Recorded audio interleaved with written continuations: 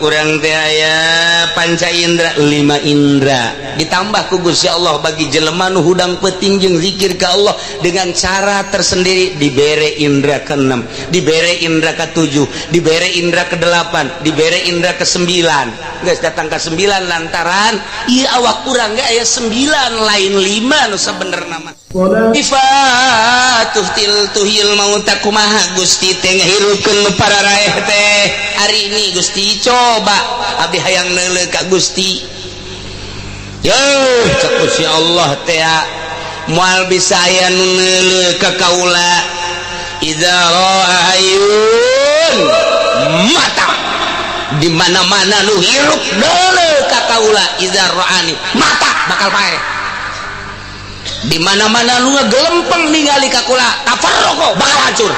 mal bisa Musa ajen kumaha Kangjeng Nabi Musa ngotot tetep hayang ningali ka Gusti Allah deuk naonan sa Gusti Allah neuleuh hayang tambah-tambah keyakinan emang teh yakin tambah doang Gusti eta kan bisa ngotot ya ikos kitu mah tuh gerak ka Gunung Tursina bae ge ka ditu atuh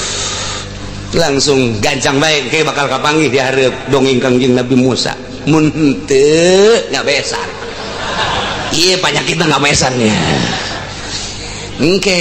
datang ke gunung teh Musa ikhlan alaik bil wadil muqaddas itu dek ngarep ka aing ulah make tarumpa iceun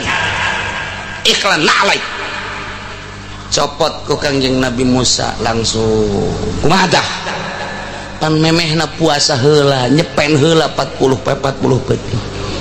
nu mentak kuari aya riyadhah ulah kaluar di imah kudu riyadhah di kamar mae jeung ulah kadenge sora di mana tuh di leuweung ulah kadenge sora-sora makhluk aya pantarekah kitu teh supaya engke datang kris luk tilu wah sasar ieu bangsa Golkar dewe ya iya suci kos sekarang itu Kangjeng Nabi urang di Guha Hiro Kangjeng Nabi Musa di Gunung Sinai falamma tajalla di mana barang Kangjeng Nabi Musa Gusti Allah tajalli katembongan geus teu hese nyaritakeunana kharra Musa sa'iqo ngajungkal Kangjeng Nabi Musa pingsan teu kuateun mata ceuli ngadenge atawa neuleuh Kangjeng neuleuh ka Gusti Allah moal kuat kharra Musa sa'iqo tadi mah keur carita ari ini anzur Gusti abdi deuleukeun hayang ningali mau kuat tetapi nu jelas mas bagian mata aya nu bisa neuleuh ka Gusti Allah ngan teu meunang dicaritakeun ku Kangjeng Nabi Musa gen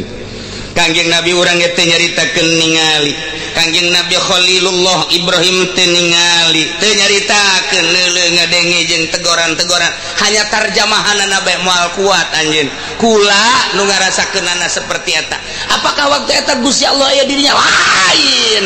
ditajallikeunana waktu dirinya Gusti Allah mah di mana bae mun ayeuna ditajallikeun di dia lamun ditajallikeun Kangjeng Nabi urang di ditu di Sidratil Muntaha di dinya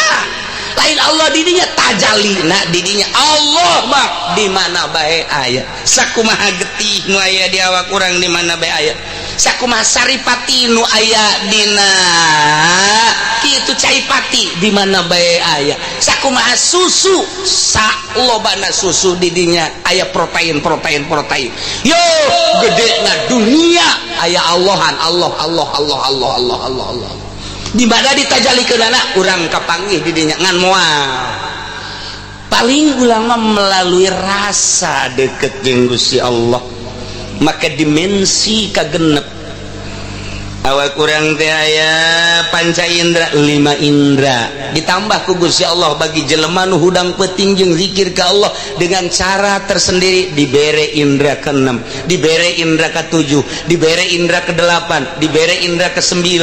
geus datang ke 9 lantaran ieu awak urang ge aya 9 lain 5 nu sabenerna mah ngan anu dikaharepkeun 5 nu kudu diistighfarna 9 geus engke indra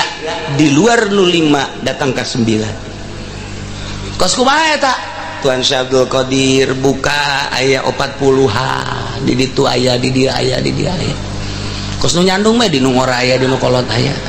tapi beda-beda waktu pantau mah tah kos kitu Bung Karno di Digul aya di Tanah Abang aya di Tangerang aya